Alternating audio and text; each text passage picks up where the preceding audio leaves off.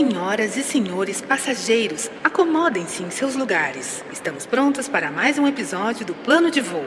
Tripulação, decolagem autorizada. A todos, uma boa viagem. Olá, olá! Sejam todos muito bem-vindos a mais um episódio do Plano de Voo, o podcast do Sebrae RS. Eu sou Alexandra Zanella, jornalista, empreendedora e a feliz mediadora deste podcast. Eu já quero dar as boas-vindas a todo mundo que vai decolar com a gente nesse episódio mais do que especial.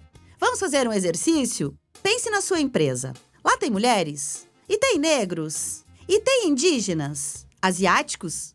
Pessoas com deficiência? Ou de faixas etárias diferentes? Em 2021, o cenário brasileiro da diversidade e inclusão revelou que 65% das companhias não têm uma estratégia bem definida para ações relacionadas à diversidade. Você já deve ter adivinhado que o tema de hoje é diversidade, obviamente. Mas queremos ir além nesse episódio. Queremos mostrar que a diversidade é possível para qualquer tamanho de negócio, seja ele pequeno, médio ou grande. A pauta da diversidade e inclusão corporativa, ela surgiu com força lá nos Estados Unidos nos anos 70. O movimento foi uma resposta das empresas aos protestos por direitos civis, como a segunda onda do feminismo, o movimento LGBTQIA+, e a luta da população negra contra a segregação. Aqui no Brasil, o tema ainda tem muito a ser debatido e as empresas têm muito a evoluir antes de serem, de fato, diversas. E para entender mais sobre como aproximar as empresas da diversidade, equidade e inclusão, hoje vamos conversar com a Margarete Goldenberg. Ela é psicóloga, psicopedagoga e é especialista em responsabilidade social, investimento social privado, comunicação de causas, diversidade e equidade de gênero. Com esse currículo maravilhoso, eu só posso te dar as boas-vindas ao Plano de Voo, Margarete. Que honra te receber, eu que te acompanho aí há muito tempo. Que honra te receber e hoje poder fazer essa troca contigo. Olá, muito feliz de estar aqui com você também, com essa oportunidade de falar com empreendedores e empreendedoras aí de todo o país. É muito bacana ter essa oportunidade de conversar com vocês. Muito obrigada pelo convite, alegria minha. Vai ser um baita bate-papo que eu tenho certeza. E hoje o nosso podcast está sendo gravado de forma remota. Eu estou em Porto Alegre, na capital dos gaúchos, e a Margarete está em São Paulo. Afinal, inovação, empreendedorismo e a diversidade não têm fronteiras. Normalmente, a gente associa a diversidade a critérios demográficos, mas ela também tem a ver com pluralidade em termos culturais e de experiência. Antes de entrar no tema, é importante contar que a Margarete, gente, é CEO da Goldenberg Responsabilidade Social e Diversidade e gerente executiva do movimento Mulher 360, que é referência no engajamento de empresas na promoção da equidade de gênero e empoderamento feminino. Além disso, Margarete atua como consultora estratégica e tática em diversidade e inclusão em várias empresas, como Santander, Vivo, Rocha, Eurofarma, Magazine Luiza. Ou seja, a Margarete tem muito a nos ensinar nesse episódio. E eu já convido a quem está nos escutando para se acomodar, apertar os cintos. Pegue sua caneta, pegue seu papel, porque vai ter muita dica boa para aplicar com facilidade na sua empresa. Apesar de algumas empresas estarem se mobilizando para serem mais diversas, nem todo mundo sabe como incluir esses grupos em suas empresas, né, Margarete? Ou não sabem exatamente quais são esses grupos. Para a gente começar a nossa conversa, Margarete, contextualiza para o nosso ouvinte o que consiste essa diversidade nas empresas e também por que isso é tão importante. Vamos lá, eu acho bem importante esse início, né? Afinal de contas, diversidade são múltiplas dimensões, né? Nós estamos falando ali muito além das dimensões primárias, né? O que são as dimensões primárias? Aquelas dimensões inerentes ao nosso nascimento, a nossa etnia, a raça, o gênero, a orientação sexual, minha origem regional, minha idade, essas são dimensões primárias de cada um de nós, mas se somam a essas todas as dimensões secundárias, que são aquelas que a gente adquire ao longo da vida e que elas vão se transformando, elas são mutáveis, né? Nossa educação, nossa fé, eu posso nascer numa família católica, quando eu for mais jovem eu posso me converter e ser evangélica, quando eu estiver mais velha, mais sênior, posso ser budista, né? São questões que vão evoluindo e se transformando ao longo da vida, assim como a nossa forma de se comunicar, a nossa forma de pensar, minha classe social, minha linguagem, meu sotaque, minha aparência, meu estado civil, meus valores. E essas dimensões primárias e secundárias se agregam às dimensões organizacionais, que é praticamente o nosso currículo, minha formação profissional, minha especialização, meu nível hierárquico, meus empregos anteriores, minhas faculdades cursadas. Nós todos somos únicos, nós somos a composição dessas várias dimensões, né? Cada pessoa é um encontro dessas identidades que juntas formam quem nós somos. Então, a Margarete é uma mulher, mas é uma mulher branca, é uma mulher cisgênero, é uma mulher hétero, eu sou mãe, eu sou avó, eu sou brasileira, e assim por diante. São todas essas dimensões somadas que formam o que nós somos. Então, a diversidade é muito mais amplo do que essas 4 grandes, esses grupos subrepresentados que são trabalhados mais comumente nas empresas, né? Que é a questão de gênero, né? As mulheres, a questão LGBTQIA+, os profissionais hétero e também com orientação sexual e identidade de gênero diversas, a questão das pessoas com deficiência, que aqui no Brasil foi incorporado ao guarda-chuva da diversidade e inclusão, das jornadas de diversidade e inclusão nas empresas, e a questão racial, né? Aqui no Brasil é muito premente a questão da inclusão de negros e negras no mercado corporativo. Por que se escolheu essas 4 dimensões e são as dimensões mais trabalhadas, além de uma outra que está entrando com muita força, que é a questão geracional, né? Muito importante. Porque nós estamos envelhecendo a população brasileira, a nossa base demográfica ela está muito mais envelhecida, e isso tende a se confirmar cada vez mais nos próximos anos. Então, também as empresas estão se preocupando em incluir profissionais sêniores e o mix geracional, que é isso que gera riqueza. Mas por que essas dimensões são escolhidas como prioritárias? Porque elas são maioria demográfica no nosso país. O grande objetivo das jornadas de diversidade, equidade e inclusão nas empresas é que a sociedade brasileira esteja representada dentro do mercado de trabalho. E nós somos, no Brasil, 52% de mulheres. Nós somos 56% de população preta e parda, que compõe a população negra no Brasil. A maioria é feminina da população e a maioria é negra. Basicamente, as estimativas, porque a gente não tem um dado primário, né, não é coletado pelo IBGE, mas estimativas de organizações sociais de que de mais de 10% da população brasileira ser LGBTQIA+. Assim como um quarto, né, 23% da população brasileira com algum tipo de deficiência, né, das mais variadas possíveis. Então, assim, o correto, se as oportunidades fossem equitativas e se não houvessem barreiras estruturais e culturais, como racismo, machismo, capacitismo, homofobia, transfobia, tão comum, né, estrutural e institucionalizada no nosso país, profissionais qualificados, independente de gênero, de raça, de orientação sexual, deveriam ter oportunidades de entrar no mercado de trabalho, e essa representação demográfica deveria estar representada dentro da organização. Então, diversidade são todas essas dimensões juntas. Quando a gente trabalha com esses marcadores prioritários, esses 4, né, gênero, pessoas com deficiência, LGBTQIA+, e a questão racial, nós também estamos impulsionando todos os outros, né? Então, o que isso significa? Por exemplo, no Brasil, o desafio da população negra, ele está completamente conectado com vulnerabilidade social, exatamente devido à forma como foi feita a abolição da escravidão aqui no Brasil, um dos últimos países a abolir a escravidão, e nas piores condições, né? Não houve políticas reparadoras públicas para incluir verdadeiramente a população negra, né, de forma integral, com educação de qualidade, com habitação de qualidade pública, saúde. Na verdade, tiraram as algemas dos escravos e nada mais foi feito em relação a isso. Então, isso acabou estruturando barreiras culturais, né, o que a gente chama de racismo estrutural e institucional, e isso acabou levando a barreiras também no mercado de trabalho. Então, A população negra, por exemplo, no Brasil, ela é periférica, quando a gente fala de habitação, né? Está na periferia das cidades. 80% da população favelada é preta e parda, por exemplo, portanto, tem a questão da vulnerabilidade social associada, e estão nas periferias das empresas. O que significa periferia das empresas? Nós estamos falando de cargos de apoio ou cargos operacionais. Quando você olha indústria, quando você olha empresas de maior porte,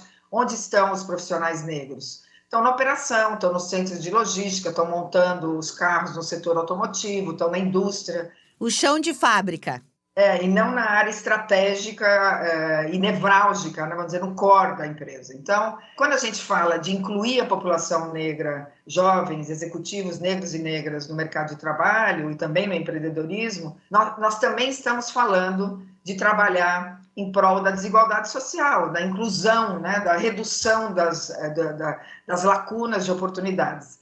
Quando a gente fala, por exemplo, de diversidade cognitiva, que é, no final, o que a gente busca nas empresas é diversidade de ideias, pluralidade de opiniões, bagagens de vida diferentes. Tudo isso junto é que leva à inovação, é que tem impacto positivo para o negócio. E quando a gente fala dessas diferenças todas de marcadores identitários, nós estamos falando de levar a pluralidade de ideias, de experiências e de competências, não só hard skills, mas soft skills, que a gente sabe o quanto são importantes nas empresas, nos negócios, né? E é interessante porque a gente vem lendo muito, né? Até pouco tempo a gente falava, nas hard skills, você tem que ser técnico, você tem que saber. Hoje a gente vê aí, Google já faz uma seleção, né, de muitos funcionários observando as soft skills, porque coisas técnicas, né, Margarete, a gente já consegue aprender mais facilmente, né? Você tem um tutorial, você tem alguém que lhe ensina. Então, eu acho que isso é algo... É uma discussão que parece tão simples, mas ela é uma discussão que tem muitas camadas, né? Muitas camadas. E, na verdade, quando a gente olha, por exemplo, os últimos relatórios, tanto o World Economic Forum como o PNUD têm relatórios indicando quais são as habilidades e competências do profissional do futuro, aquele que vai auxiliar nos grandes desafios contemporâneos do negócio, que são muito diferentes hoje do que foram ontem, do que serão amanhã, né? Quando a gente olha as habilidades e competências listadas, mais de 80% são soft skills, né? Soft skills como resolução de problemas complexos, pensamento crítico, criatividade, inteligência emocional, agilidade na tomada de decisão, toda a flexibilidade cognitiva, adaptativa, inovação, intuição. Sabe que tipo de profissional tem essas soft skills mais desenvolvidas? Exatamente os talentos plurais. Olha isso! Pessoas que tiveram, ao longo da vida, mais desafios e barreiras. Imagina um profissional com deficiência para chegar ao mercado de trabalho. Uma mulher negra com suas barreiras até de sobrevivência, já que 80% das pessoas mortas pela polícia no último ano foram pessoas negras. A resiliência e as barreiras fazem com que ela tenha necessidade de ter criatividade para superar essas barreiras. Portanto, esses profissionais plurais, mulheres, por exemplo, que sustentam 40% dos lares brasileiros, né, mães solteiras, a maioria, isso acaba levando a desenvolver muitos soft skills, que são as habilidades necessárias no mercado. Porque hard skills, o inglês fluente, o MBA no exterior, a qualificação em programação, sei lá, habilidades tecnológicas, técnicas, a gente ensina, faz parceria com o Senac, né? Com o Senac, inúmeras empresas que a gente trabalha faz isso, e você qualifica uma formação em inglês, em 6, 8 meses você consegue. Agora, como que você faz um curso para aumentar a resiliência, ou pensamento crítico, ou criatividade, né? Isso o profissional carrega com ele. Então, sempre quando a gente escuta uma conversa que é muito comum nas empresas, que é um mito corporativo, na verdade, né? Cuidado para não trazer diversidade e talentos plurais, cuidado para não baixar a barra. Essa é meritocrática, né? Aqui tem que trabalhar os melhores, independente de raça, gênero, orientação. Eu gosto sempre de dizer, não, amigo, nós não estamos baixando a barra que você está usando está ultrapassada, nós mudamos a barra. A régua que a gente busca hoje é completamente diferente daquela recheada de hard skills. Aquele profissional com MBA no exterior, faculdade de primeira linha, 3 idiomas fluentes, não vai ser suficiente para ajudar você a superar os desafios do seu negócio, né? Então, mudou a lógica do talento que a gente busca na organização. E é bem importante, assim, achei muito importante, Margarete, essa sua fala, porque ainda está no nosso imaginário que é o contrário, né? Se for homem, branco, hétero, classe média, pelo menos, é o cara que vai ser mais estável, mais frio para tomar decisões, quando, na verdade, a realidade tem se mostrado diferente. Eu trabalhei por muitos anos em cargo de liderança de uma grande empresa. E quando eu decidi pedir demissão para empreender, todo mundo me chamou de maluca, né? Porque você vai largar aí a sua carreira de executiva para começar uma empresa do nada, sozinha. Mas eu recebi alguns feedbacks que foram... a Alexandra não aguentou o tranco do cargo. Porque, ela é mulher, né? Ela não aguentou, ela não teve a frieza que precisava ter. Quando, na verdade, eu estava já alguns passos à frente, já tinha superado aquilo, né, Margarete? Eu imagino que isso ainda seja comum nas companhias. Sim, com certeza. O padrão heteronormativo, masculinizado, machista, branco, é o padrão que ainda percorre, faz parte dos estereótipos e dos vieses do profissional perfeito, né? Do profissional ideal. Porque por muito tempo esse foi o profissional que dominou o mercado, né? Inclusive porque sempre tiveram mais oportunidades e mais privilégios e menos barreiras para poder chegar lá. Então, esse perfil de profissional é sempre o esperado, e em cima disso vem todos os julgamentos estereótipos, né? Inúmeros, porque cada um de nós, somos fruto de tudo que a gente aprendeu durante a nossa vida, tanto em educação formal como informal, nas nossas relações, nas nossas bolhas, né? O ser humano, ele busca pessoas que tenham afinidade, que sejam semelhantes a ele, e com isso faz o seu círculo mais próximo, né? Nossa família, nossos amigos, onde a gente estuda, nossos professores, são todos muito semelhantes. E aí a gente vai se fechando nessas bolhas, sem ter possibilidade de vivenciar, de se conectar com emoções e vivências de pessoas diferentes de nós, seja em orientação, identidade, raça, gênero, e isso vai dificultando com que a gente compreenda as potencialidades e não somente as diferenças, né? Mas o quanto as diferenças agregam em potencialidades. E todo esse imaginário, as pessoas que fazem as empresas, então esse imaginário todo da sociedade, ele está dentro das empresas. Então, invariavelmente, vieses, preconceitos, microagressões são muito comuns em relação a esses grupos subrepresentados, né? A gente chama de grupos minorizados também, que são aqueles que têm menos privilégio. Então, nós mulheres, por exemplo, é muito comum que se a gente tem, por exemplo, a gente chama de viés do padrão corda justa, né? Se você tem uma atitude sensível, que busca harmonia, colaborativa, uma atitude que é considerada feminina, você muitas vezes é avaliada como uma profissional que não tem punch, né? Que não vai aguentar o tranco. Ih, essa menina aqui, ela é toda delicadinha, né? Não vai... Se você tem um perfil mais assertivo, por exemplo, eu tenho um tom de voz mais alto, eu sou assertiva, eu falo com objetividade, invariavelmente me perguntam se eu estou nervosinha, estou irritada, ou se eu tenho TPM. Então, esse é o padrão corda justa. A gente é avaliada como feminina demais para ter força e tração para transformar e alcançar resultados, ou masculina demais para poder ser aceita e acham a gente agressiva ou descontrolada, né? Ao mesmo tempo, esse mesmo comportamento assertivo, objetivo, que se posiciona, se vem de um profissional homem, ele é valorizado e muitas vezes a gente escuta, nossa, esse cara é fera, hein? Ele vai longe, ele tem jeito de líder. Então, são essas contradições que fazem parte dessa nossa cultura, que a gente precisa quebrar essas barreiras, e eu diria que esse é o maior desafio dentro das organizações, não é trazer a diversidade somente, a pluralidade de perfis profissionais, é ter uma cultura inclusiva, justa, sem discriminação, sem estereótipo, capaz de acolher esses talentos diversos e dar condições de desenvolvimento equitativos. A transformação cultural, ela é fundamental, é por isso que a gente sempre fala essas duas palavrinhas juntas, diversidade e inclusão, porque uma não faz sentido sem a outra, né?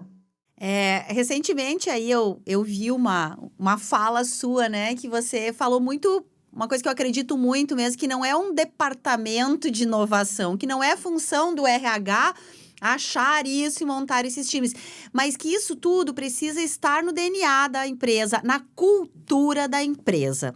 E eu queria que a gente falasse um pouquinho sobre isso, dessa importância, especialmente para quem está nos ouvindo, nossos empreendedores que estão nos ouvindo. E aqui a gente tem um recorte de empresas pequenas e médias, e que a gente também pode falar um pouco sobre isso depois, sobre as diferenças de trazer isso tudo para uma empresa menor, onde tudo mais enxuto, né, do que uma empresa maior, com estruturas. Então, eu queria te ouvir um pouco sobre essa importância de ser... Tem que estar na raiz, né, Margarete? Tem que estar em todo mundo e também de cima para baixo, né? A direção da empresa tem que comprar esse papo aí. Exatamente.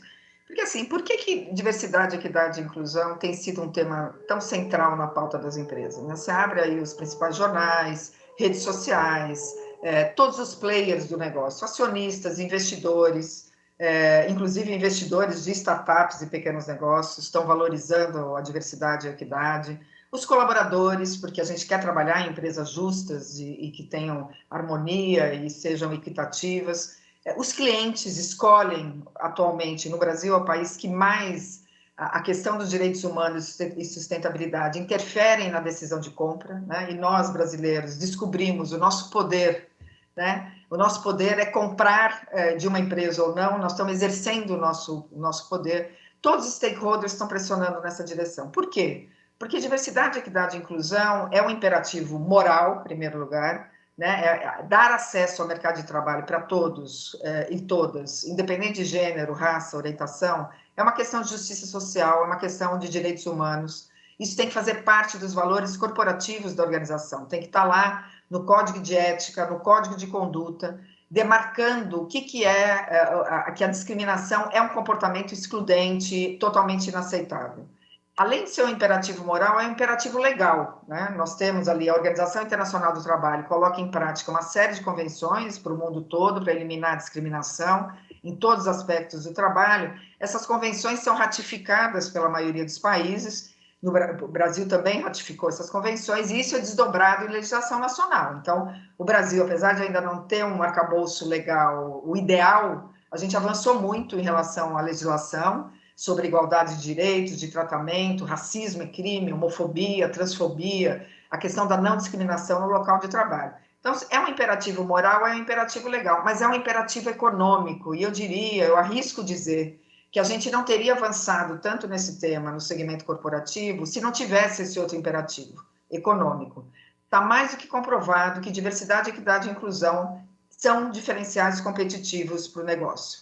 Tem inúmeras pesquisas, né, de organismos multilaterais, de consultorias globais, McKinsey, Bain & Company, Boston Consulting, Accenture, UI, são inúmeras pesquisas, business cases, demonstrando que empresas de qualquer porte, que tenham pluralidade, diversidade de perfis diversos na sua equipe, em todos os níveis, em todas as áreas. Não adianta eu ter mulheres no RH concentradas e no jurídico, que é uma tendência do mercado, ou em áreas, para você ter uma ideia, 67% das mulheres no mercado corporativo estão em áreas de apoio, né? E menos de 30% em áreas centrais, 33% em áreas core. Ninguém chega a ser CEO, liderança de uma empresa, se passar 20 anos na área do RH. Eu tenho que ter uma mobilidade interna transversal. Não adianta também as mulheres estarem concentradas em cargos de entrada. 57% das mulheres no mercado corporativo brasileiro estão nos cargos de estagiária, trainee, assistente, analista, até coordenação. E somente 14% como diretoras e gerentes.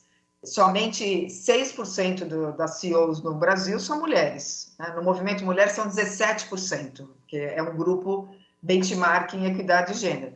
Então, assim, se eu tenho diversidade em todas, pluralidade de perfis, em todas as áreas, em todos os cargos, e eu tenho uma ambiência justa, sem discriminação, com oportunidades para todos e todas, eu tenho resultados diretos, essas pesquisas mostram, em melhoria e fortalecimento da marca, da reputação, na atração de talentos, porque minha marca empregadora fica muito forte, eu atraio os melhores talentos e retenho também, diminuindo o turnover, custos diretos e indiretos, impacto direto em produtividade, em lucratividade, comparando aí empresas com mais diversidade nas equipes executivas e menos, tem uma diferença de quase 30%, é uma pesquisa da McKinsey, de empresas do primeiro quartil, essas que têm as equipes executivas mais diversas comparado ao quarto quartil, que são empresas menos diversas. Esse resultado direto do EBITDA, então você vê a diferença. E, por último, maior inovação. É lógico, quando eu tenho diversidade cognitiva, diferentes olhares para as mesmas questões, eu tenho maior possibilidade de inovar nas soluções, eu tenho diversas soluções para os mesmos desafios. Isso é inovação, isso leva a disrupção, criatividade, colaboração. Você tem uma ideia, tem uma pesquisa muito interessante que demonstra que empresas com mais pluralidade no time chegam a registrar até 3 vezes mais número de patentes ao ano. Uau, que dado! Todos esses dados que tu tá trazendo, Margarete, eu tô assim, chocada. Porque é pra chocar mesmo, né? É 2022 e tu faz esse recorte, né, das mulheres CEO. Se a gente fizer um recorte, então, das mulheres negras, aí, tragédia, pra não usar outra palavra.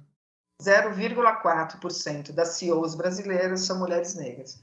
Uma população que é mais da metade da população brasileira. Se você somar esses dois marcadores de raça e gênero, é a maior parcela da nossa população. A maior parcela são mulheres negras. Então, algo está acontecendo. Não dá para dizer que só tem talento e profissional desenvolvido e competente que seja homem, branco, hétero, cis.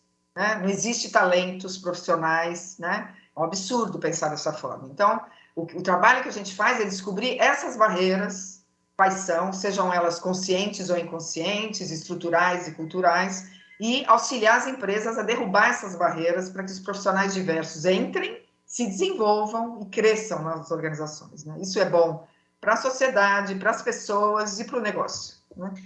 No frigir dos ovos e impacta no bolso. Ah, com certeza. Isso faz diferença para a roda andar girar mais rápido. Né? Margarete, e aí, então, levantamos aí diversas barreiras, problemas, dados que você trouxe e contra dados, gente. Não tem argumento, não dá para dizer que é mimimi das mulheres, dos negros, da comunidade LGBTQIA+. Isso são dados, são pesquisas de empresas sérias, são pesquisas mundiais e que elas são fundamentais para se transformar esse país como um todo, para ter as políticas públicas e as privadas também nas empresas para a gente fazer essa transformação. Trazendo um pouco para a nossa realidade do nosso ouvinte aqui, Margarete, que são, como falamos antes, empresas, né? Tem o microempreendedor individual, o MEI, que normalmente ele anda sozinho, né? Mas nós temos as pequenas e as médias empresas que contam com times. Muito eu escuto de colegas empreendedores e até aqui no nosso plano de voo, de que o pequeno, médio, ele é muito pequeno para implantar ações de diversidade, equidade. E a gente sabe que os dados estão aí, as pesquisas estão aí e trabalhos como o que você faz, né, Margarete, comprovam na prática que isso é uma falácia. Que dá para ter tudo isso também em empresas pequenas. Qual é o primeiro passo para o nosso querido empreendedor que está nos ouvindo e que tu colocou, assim, ó, tu construiu 3 apartamentos na cabeça do nosso empreendedor com isso tudo que você trouxe?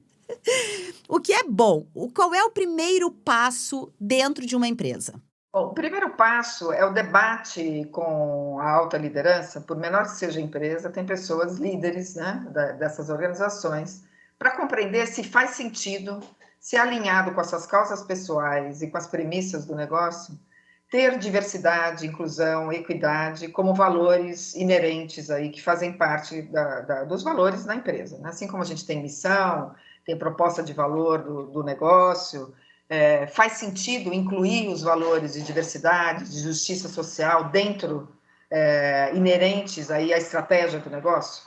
Porque se não fizer sentido, eu sugiro nem dar continuidade, assim, porque é algo que não faça sentido para o negócio e para os líderes que entendam que esse é o papel, num país como o nosso, tão desigual, é papel deles também colaborar com isso, aí os outros passos estão fadados ao fracasso. Então, primeiro, saber se isso faz sentido e que consideram isso estratégia e colocam isso vinculado, né, à missão, à estratégia da organização, ali com valores, assim como deve ter outros valores da organização, se faz parte ou se dá para ser incluso diversidade, equidade e inclusão. Então, esse é o primeiro ponto.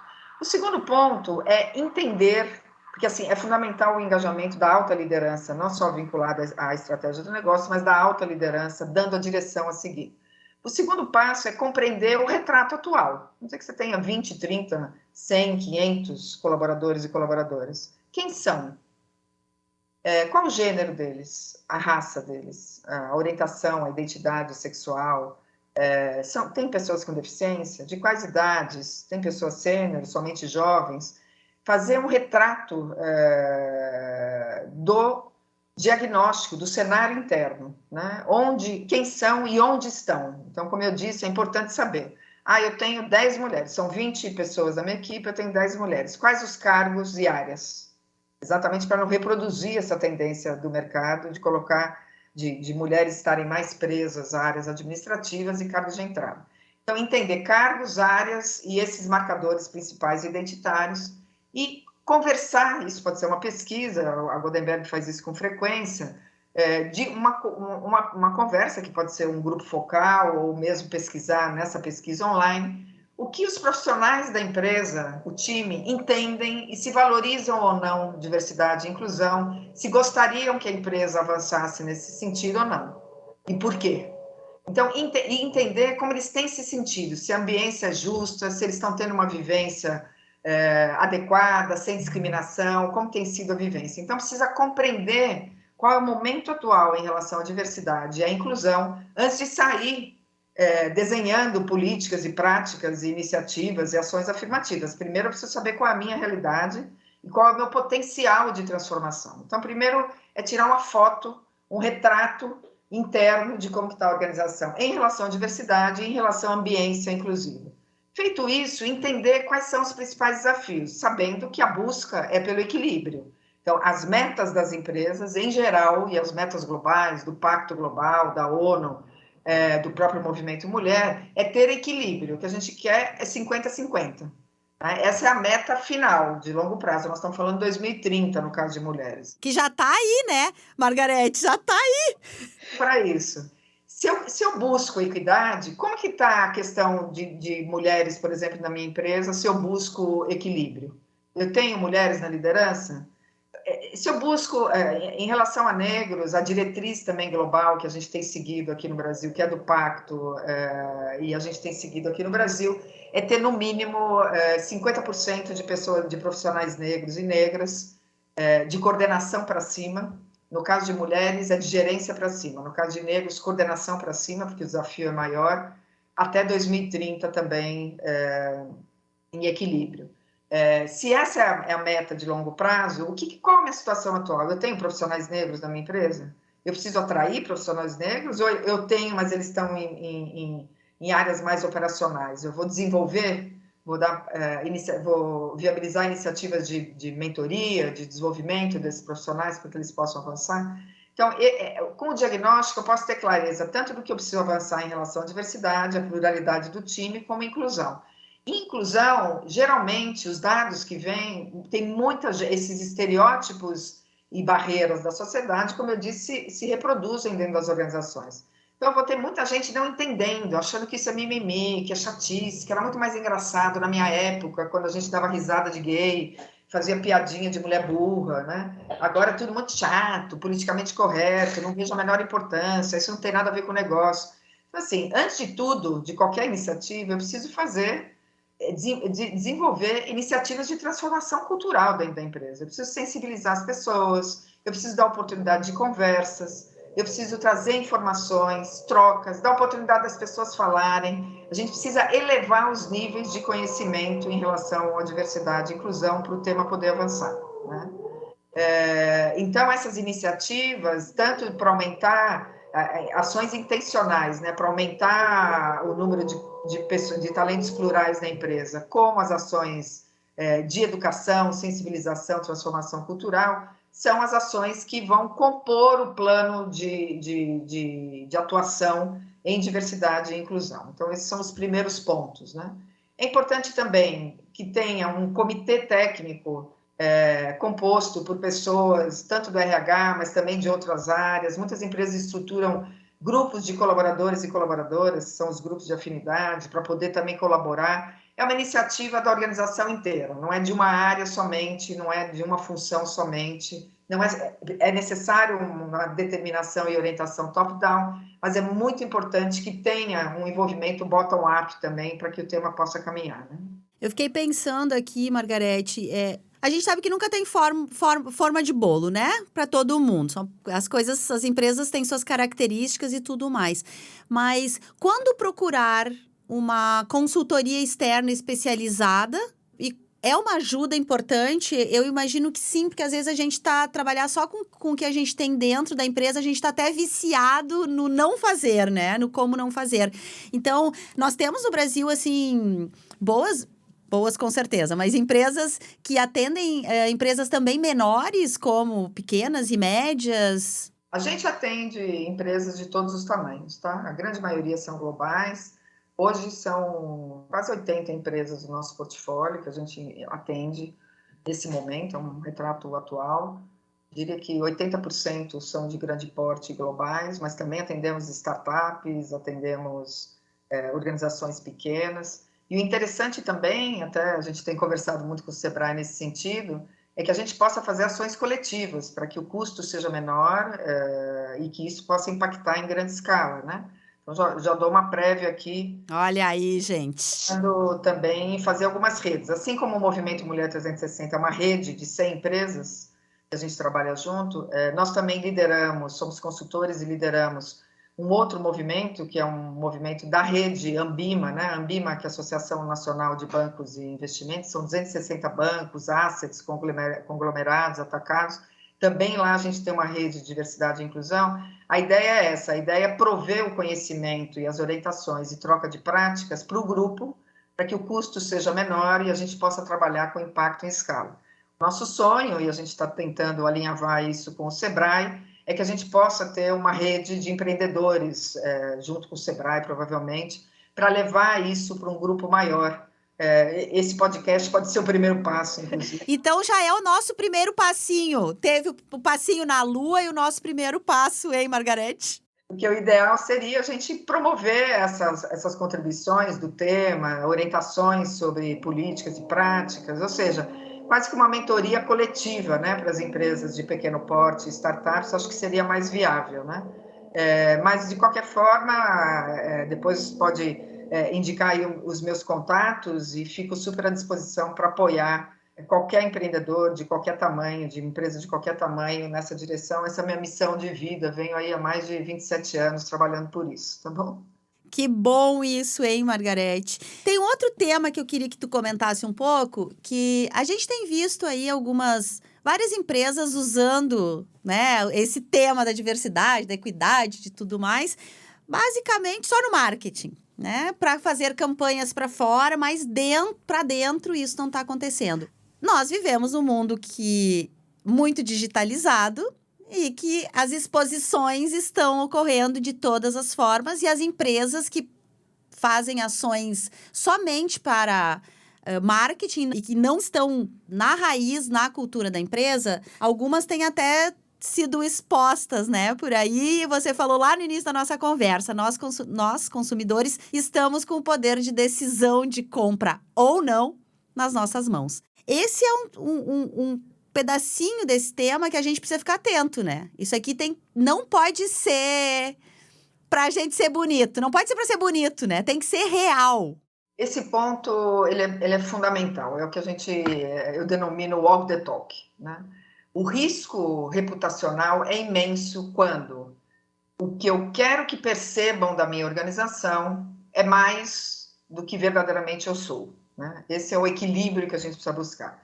Eu preciso contar e comunicar e ser percebido verdadeiramente pelo que eu sou. Não dá para eu falar que eu sou mais do que eu sou. Isso funciona tanto para análise de pessoas como organizações, né? Por exemplo, a minha reputação pessoal. Eu não posso querer parecer muito mais inteligente e articulada do que verdadeiramente eu sou, porque se eu fico falando por aí que eu sou muito inteligente e articulada, e aí eu vou gravar um podcast e sou um fracasso, falo meia dúzia de palavras e fico repetindo, a minha reputação vai, né? Putz, ela fala, mas na hora... Com a organização é a mesma coisa. É importante a organização falar, influenciar a sociedade sobre temas que precisam avançar em relação à diversidade e à inclusão, a promover a cultura antirracista, antimachista, anti-homofóbica, é fundamental. Ainda mais num país como o nosso, onde as políticas públicas não estão dando conta, muito pelo contrário, estão retroagindo em relação a resultados relacionados à cidadania e direitos humanos. Então, o papel social das empresas, de qualquer tamanho, ele é muito importante numa organização, num país como o nosso, o país brasileiro, né? O Brasil. Agora, só é válido e vai construir valor para a minha marca e minha reputação se o que eu falar sobre mim for verdadeiro. As empresas já descobriram isso e estão muito cuidadosas. Aquelas que utilizam a propaganda e a comunicação e a publicidade para levar as causas da equidade de gênero, da equidade racial para as propagandas, são aquelas que verdadeiramente já fazem, né? Então, você pega ali, vou citar Boticário, Natura e outras que frequentemente têm campanhas, né, priorizando e mostrando a diversidade, tentando derrubar estereótipos da família padrão, né? A gente tinha a família margarina, que a gente falava, a mãezinha e o paizinho branquinho, loirinho, com os filhinhos brancos. Hoje, você olha as propagandas e a comunicação, ela está desfazendo esses estereótipos. E isso é muito importante. Elas já descobriram, as empresas, se elas comunicarem que são diversas e inclusivas, ou quererem influenciar a sociedade nessa direção, e verdadeiramente não forem, o risco reputacional é imenso, e isso está gerando um cuidado muito grande, né?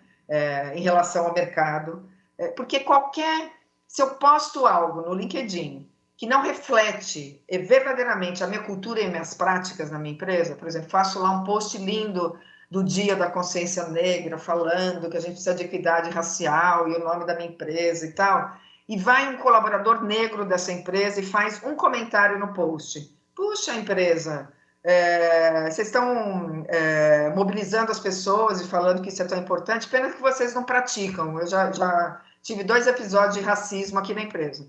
Um post de 2 linhas gera uma crise de imagem tremenda numa empresa. E as empresas já sacaram isso, com experiência de outros, né, que aconteceram aí, outros fatos e fotos ao longo dos últimos anos. Então, o que eu sempre sugiro só conte para fora, só faça ações de comunicação externa quando você tiver construído isso internamente.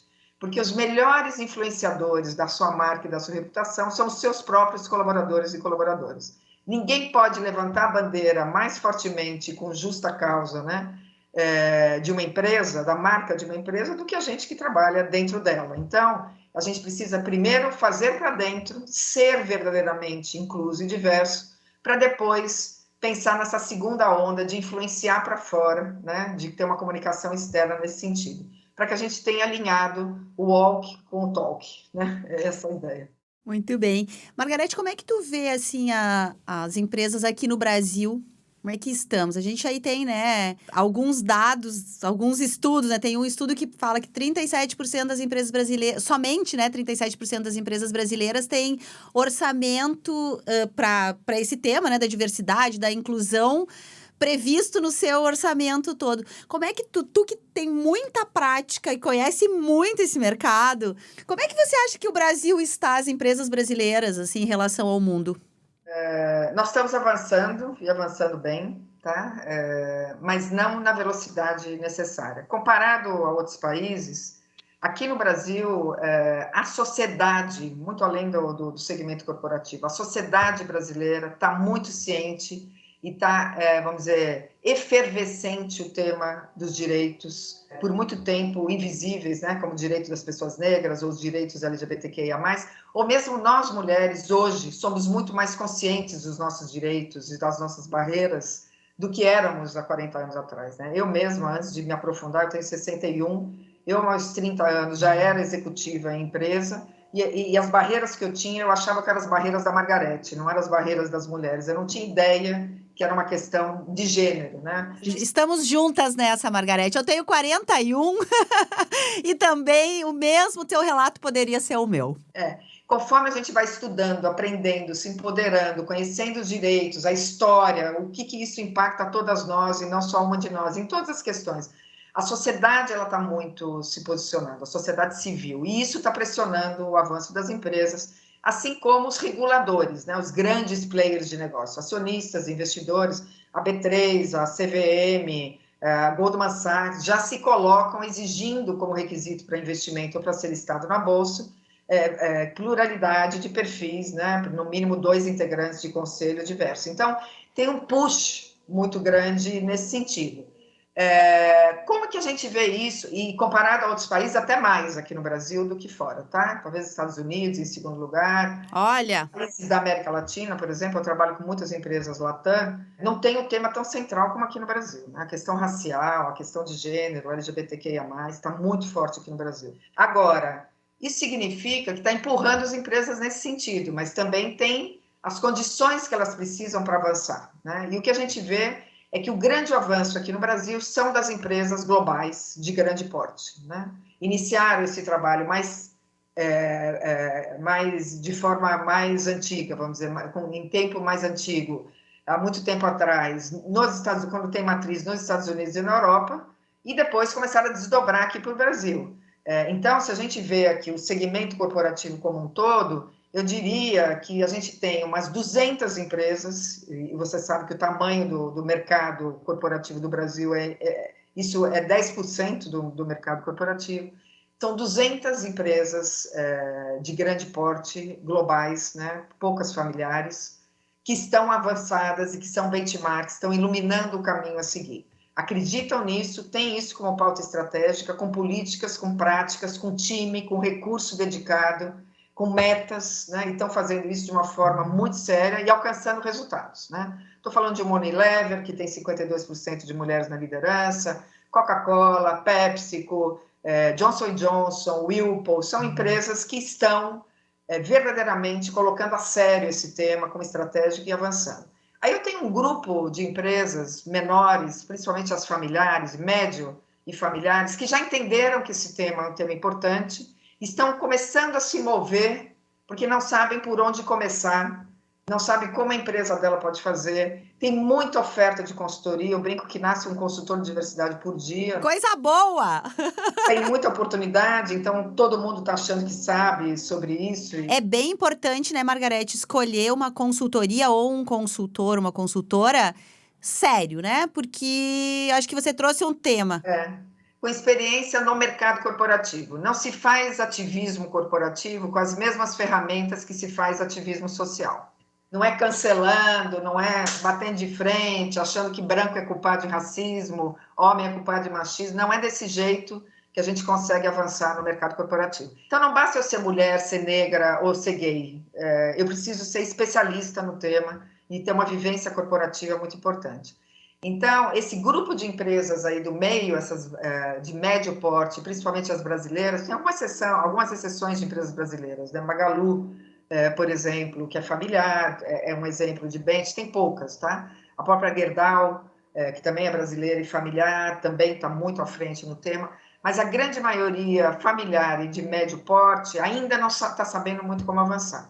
E a maior parcela do segmento corporativo é aquela que ainda está achando que esse assunto é moda, que vai passar, que é mimimi, que é papo de esquerda, porque agora esse ano tem esse perigo também. Direitos humanos é papo de esquerda. Isso é um horror, porque isso não é partidário. Direitos humanos somos todos nós, né?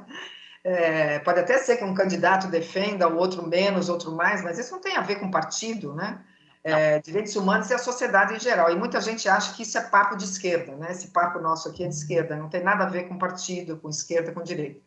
Então, esse grupo ainda precisa ser convencido. São empresas de pequeno porte, médio porte, que ainda não entenderam que isso vai impactar. Mas aí o que acontece? As grandes e as globais, elas contratam essas pequenas. Na sua cadeia de valor, no supply chain, e eu mesmo já faço muitos trabalhos, e o Movimento Mulher também, com grandes empresas que já estão exigindo diversidade, equidade e inclusão na sua cadeia de valor, como requisito para a contratação. Então, isso é muito importante para os empreendedores e empreendedoras, que seja uma empresa de 5 pessoas que faz um coffee break vegano, né? Estou dando um exemplo porque é bem comum, as empresas contratam, né? Você vai concorrer com o olhar, as empresas grandes, globais, vão olhar para o seu custo, para a sua qualidade dos produtos, da entrega, para o preço, e vão olhar se você tem diversidade e equidade como prioridade, se você tem equilíbrio, por exemplo, estou dando preferência para empreendedoras mulheres, empreendedores negros, empreendedores indígenas, empreendedores com deficiência. É uma tendência. E eu estou falando de grandes empresas, estou falando de Bayer, de BASF, de Johnson & Johnson, de P&G, ou seja, se são empreendedores que dependem dessas empresas grandes, né, para oferecer serviço, essa é uma tendência que também vai impactar toda essa base de empreendedorismo brasileiro.